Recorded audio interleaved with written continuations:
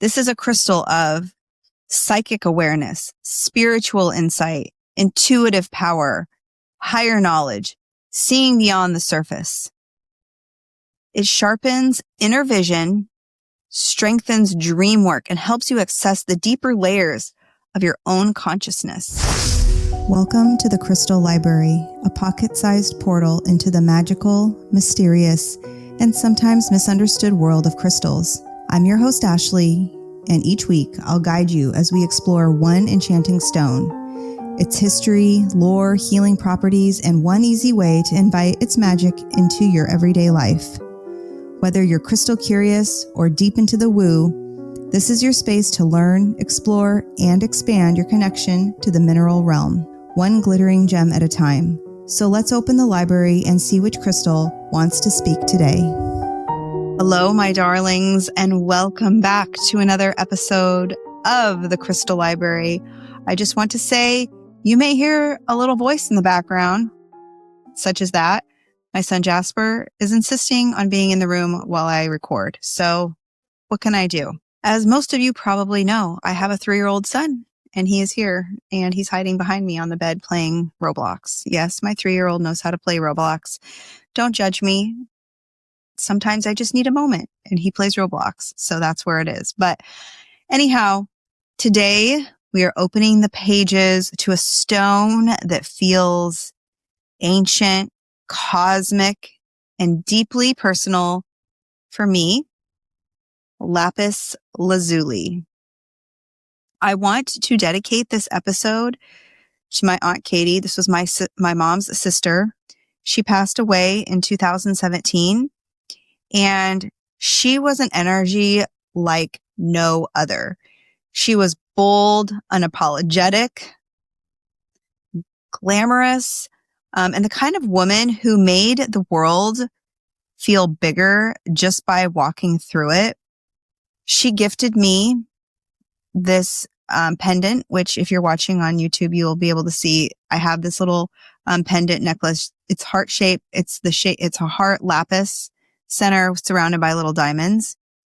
And she gave this to me a long time ago, many, many, many years before she passed away. I had visited her in Germany.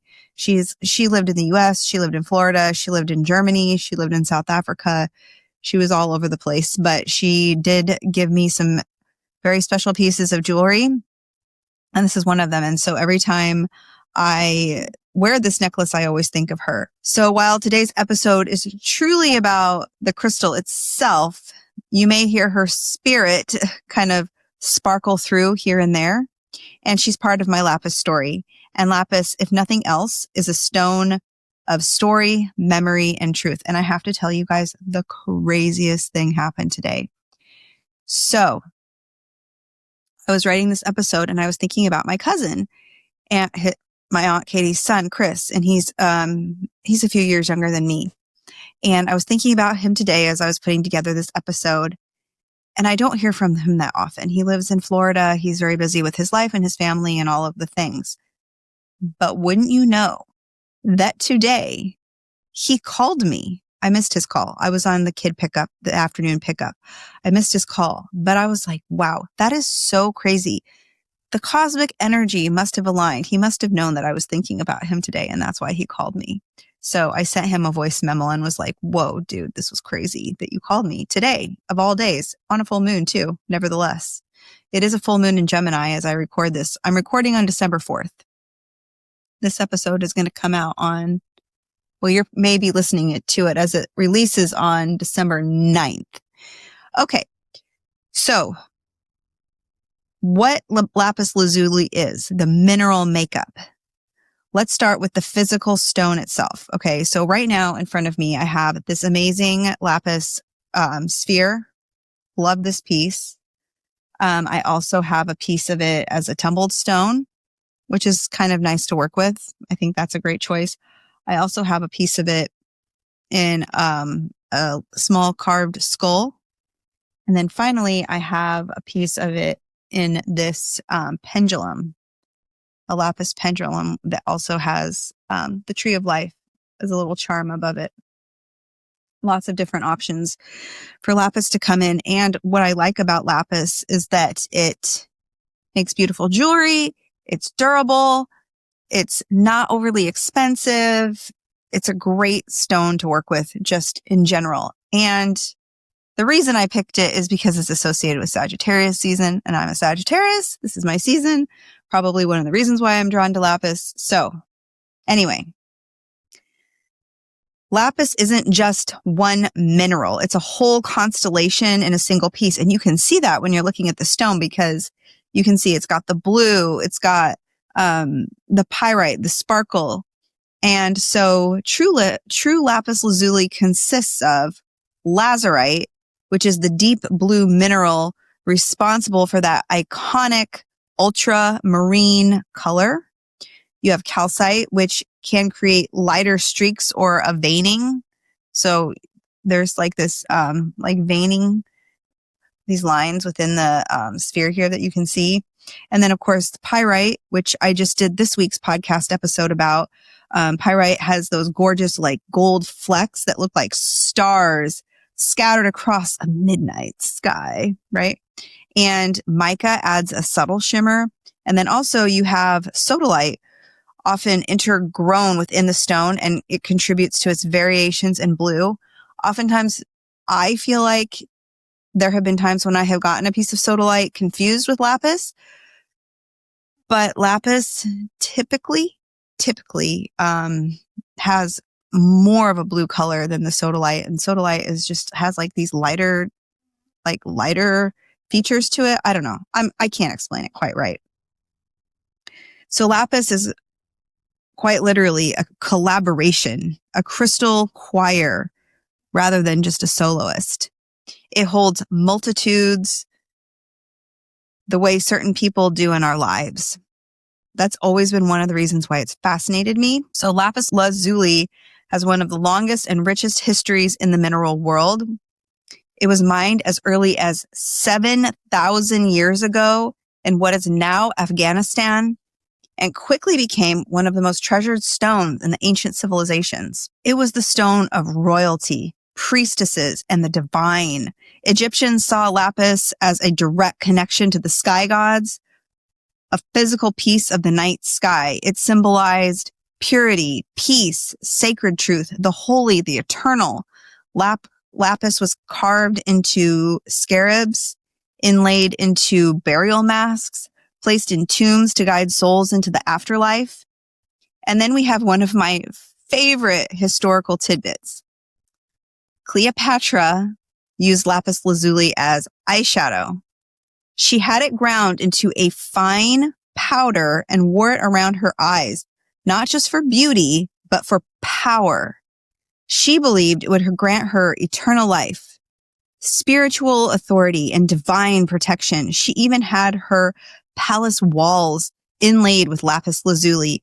Imagine living inside a shimmering blue temple dedicated to the cosmos. Doesn't that sound divine? This is how intensely magical and influential this stone was. For thousands of years, lapis lazuli was ground into ultramarine, the rarest and most expensive blue pigment available. Artists used it sparingly and reverently, often for the robes of the Virgin Mary or for the most sacred parts of painting. The stone has always been connected to the spiritual, the mystical, the elevated, the visionary, which leads us straight into its metaphysical properties. Lapis lazuli is a third eye stone above all else. This is a crystal of psychic awareness, spiritual insight, intuitive power, higher knowledge, seeing beyond the surface. It sharpens inner vision, strengthens dream work, and helps you access the deeper layers of your own consciousness.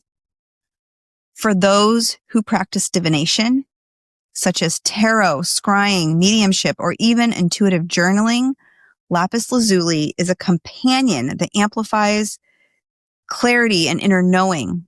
It encourages you to trust what you see and to follow the threads of your intuition with confidence.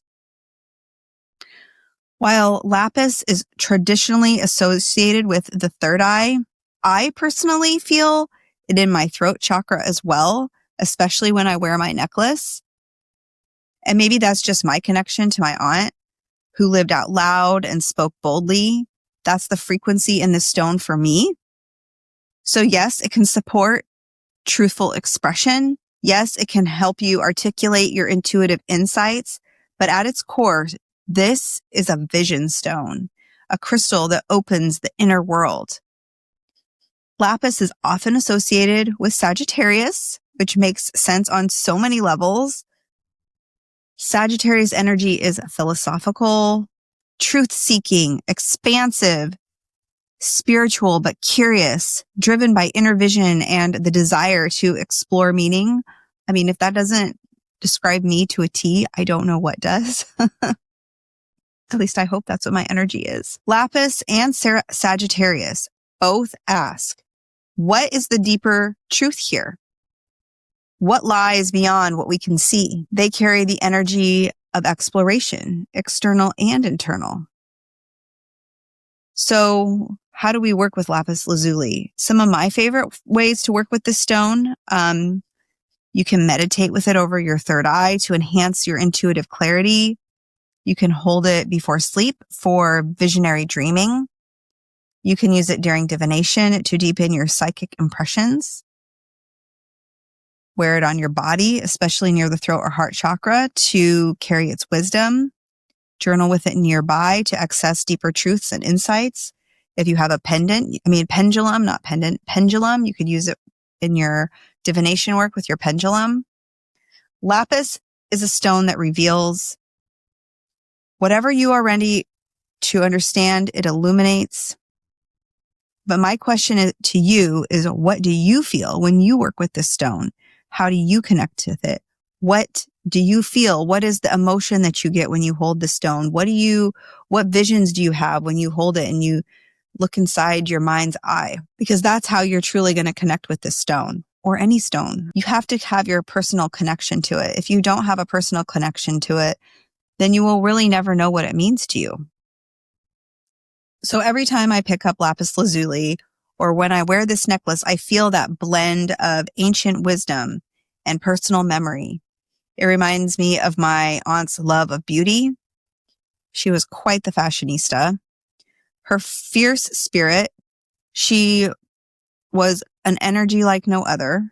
And the way she encouraged my curiosity about the world, whether through travel, jewelry, fashion, or just like simply living boldly.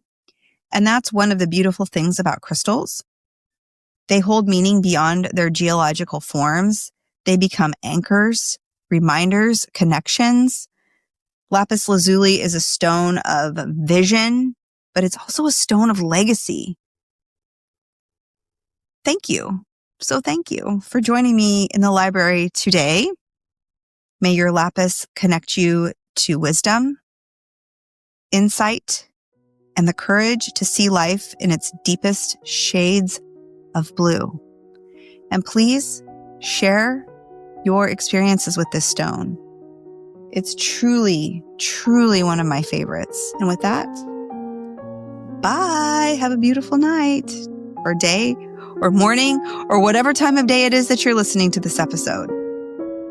Thank you for visiting the Crystal Library. I hope today's stone offered just the magic you needed. If you loved this episode, share it with your favorite mystic and tag me on Instagram at mystical.mama.ash or at Bid Crystal Energy Podcast. And if you're feeling generous, leave a 5-star rating and review. It helps this magic reach more curious souls. Until next time, keep your crystals close and your intuition closer.